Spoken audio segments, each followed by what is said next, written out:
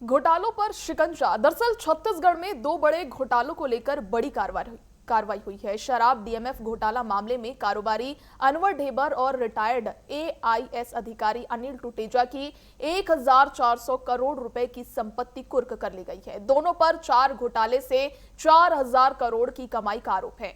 मामले में ईडी ने जांच का दायरा बढ़ा दिया है। वहीं भारतमाला घोटाला मामले में एसीबी और ईओडब्ल्यू की दर्ज एफआईआर के आधार पर बड़ा एक्शन लिया गया है।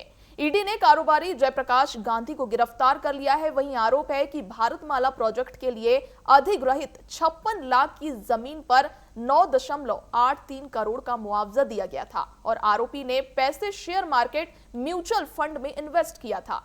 मामला भारतमाला परियोजना के तहत रायपुर विशाखापट्टनम आर्थिक कॉरिडोर के लिए अधिग्रहित भूमि के मुआवजा वितरण में कथित अनियमितताओं और धोखाधड़ी से जुड़ा हुआ है। देखिए, छत्तीसगढ़ में दो बड़े घोटालों को लेकर लगातार बड़ी कार्रवाई की जा रही है। डीएमएफ घोटाला मामले में 2 लोगों की संपत्ति भी कुर्क कर ली गई है। वहीं अनवर ढेबर और अनिल टुटेजा की संपत्ति कुर्क की गई है। इसमें भारतमाला प्रोजेक्ट के लिए अधिग्रहित 56 लाख की जमीन पर 9.83 करोड़ रुपए का मुआवजा भी दिया गया था और वहीं आरोपी ने पैसे शेयर मार्केट म्यूचुअल फंड में इन्वेस्ट भी किया था। भारतमाला प्रोजेक्ट परियोजना के तहत रायपुर विशाखापट्टनम आर्थिक कॉरिडोर के लिए अधिग्रहित भूमि के मुआवजा वितरण में कथित अनियमितताओं और धोखाधड़ी से जुड़ा हुआ मामला भी बताया गया है। देखिए, 56 लाख की जमीन पर 9.83 करोड़ रुपए की भी बात सामने आई है। इस पर और अधिक जानकारी के लिए हमारे संवाददाता पीयूष नायक हमारे साथ जुड़ चुके हैं। पीयूष, शराब डीएमएफ घोटाले में अनवर ढेबर और अनिल टुटेजा की 1400 करोड़ रुपए की संपत्ति कुर्क कर ली गई है। ईडी को जांच में ऐसे कौन से अहम सबूत मिले जिनके आधार पर यह पूरी कार्रवाई की गई है? जी, मैं आपको बताना चाहूंगा कि छत्तीसगढ़ का सबसे बड़ा चर्चित शराब घोटाला और डीएमएफ घोटाले के मामले में ईडी ने एक बड़ी कार्रवाई की है। इस कार्रवाई में कारोबारी अनवर ढेबर समेत जो पूर्व अधिकारी अनिल टुटेजा थे उनको गिरफ्तार हुई है और इनका जो कम से कम 1400 करोड़ का जो अवैध संपत्ति था उनको कुर्क की गई है। क्योंकि मैं बताना चाहूंगा कि ये कांग्रेस शासनकाल के समय करीब 400,000 करोड़ रुपए की अवैध संपत्ति शराब जो नकली होलोग्राम जो सरकारी दुकानें थी वहां पर जो अवैध रूप तरीके से ये शराब की सप्लाई की गई थी और कहीं ना कहीं जो काला कमाई आया हुआ था जो कांग्रेस के सरकार में उस पैसे का दुरुपयोग किया गया था। चाहे जमीन खरीदने की बात करूं, चाहे इन्वेस्ट करने की बात करूं, और इसमें आरोप भी लगा था कि पूर्व मंत्री जो कवासी लखमा है उनके ऊपर भी कम से कम 72 करोड़ रुपए का भी इसमें आरोप लगा था। उसके अलावा सुकमा का जो राजीव भवन था उसको भी सीज किया गया है।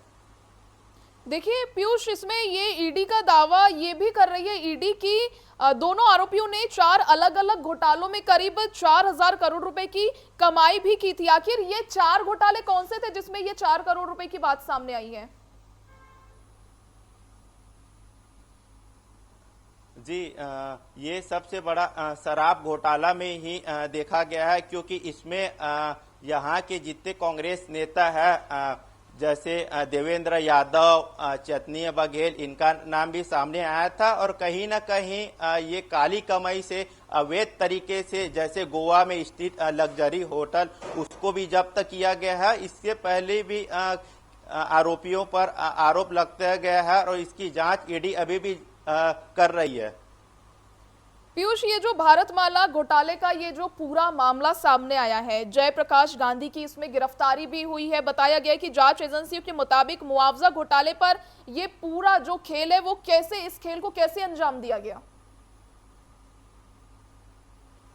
जी, भारत माला परियोजना जो रायपुर से लेके विशाखापट्टनम तक जो सड़क योजना है, इसमें भूमि को लेकर जो 56 लाख का जो जमीन था उसको 9 से अधिक करोड़ में जो वहां का अभूनपुर का जो कारोबारी है जयप्रकाश को ईडी ने गिरफ्तार किया है, क्योंकि इनके ऊपर आरोप लगा है कि 56 लाख 76 जमीन को इन्होंने अलग तरीके से अपने परिवार और अधिकारियों के साथ मिलकर इसको 9 करोड़ से ज्यादा इसका मुआवजा लिया है और इसी पैसे का अवैध रूप से इन्होंने निवेश भी किया है, जैसे शेयर बाजार में, म्यूचुअल फंड में। तो कहीं ना कहीं ईडी इसके जांच की दायरे को अभी बढ़ाई हुई है और इनको 3 दिन की रिमांड पर जेल भेजा गया है। चलिए, बहुत शुक्रिया पीयूष जुड़ने के लिए और तमाम जानकारी के लिए। देखिए, छत्तीसगढ़ में 2 बड़े घोटालों को लेकर बड़ी कार्रवाई हुई है, जहां शराब डीएमएफ घोटाला मामले में कारोबारी अनवर ढेबर और रिटायर्ड आईएएस अधिकारी अनिल टुटेजा की 114 करोड़ रुपए की संपत्ति कुर्क कर ली गई। अब ये देखने वाली बात होगी कि जैसे जैसे ये मामले सामने आते जाएंगे उस पे और कितने नाम सामने आते हैं और कितने घोटाले सामने आते हैं। फिलहाल आज के मुद्दे में इतना ही। आप बने रहिए टीवी 24 के साथ। नमस्कार।